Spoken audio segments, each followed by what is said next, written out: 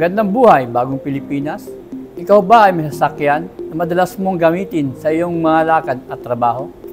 Ang tanong, safe ba ito? Lalo na sa mga lugar na iyong pinaparkingan.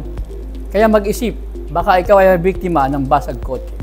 Kaya naman narito ang mga safety tips upang maiwasang maging biktima ng basag kotse.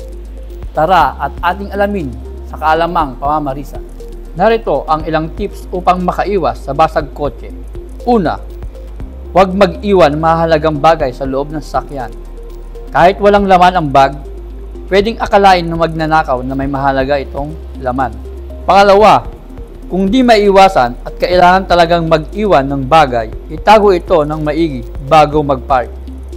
Huwag sa mismong parking area kapag magtatago ng gamit. Baka may nanonood. Ilagay sa trunk habang malayo pa sa destinasyon. Pangatlo, siguraduhin nakalak lahat ng pinto at nakasarado ang bintana. Kahit bahagyang bukas ang bintana, ay maaaring pag-umpisahan ng pagnanakaw.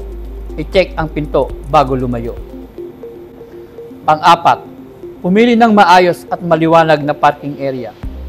Iwasan ang madidilim, tagong lugar, mas mainam sa may CCTV o may bantay. Kung kaya, sa bayad na parking o mall parking na may security. Panglima, gawing hindi kita ang loob ng sakyan. Gumamit ng tinted windows o sunshade.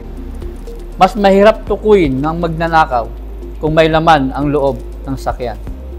Pang-anim, paglagay ng dashcam o alarm. Nakakatakot para sa magnanakaw ang makitang may surveillance o alarm ang kotse. Yung iba, nakakatulong din kung may insidente para sa report. Pang-pito, maging maingat at mapagmasid. Obserbahan ang paligid kapag magpapark. Huwag basta magtitiwala kahit mukhang tahimik ang lugar.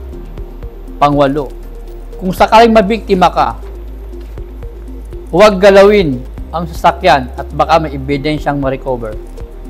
Tumawag agad sa barangay o mga pulis. I-report din sa parking management kung nasa establishmento. Tandaan, prevention is better than regret dahil ligtas ang may alam. Ako po si Police Lieutenant Ruben G. Mamuad, ang inyong kaalaman correspondent. Maraming salamat po at keep safe lagi.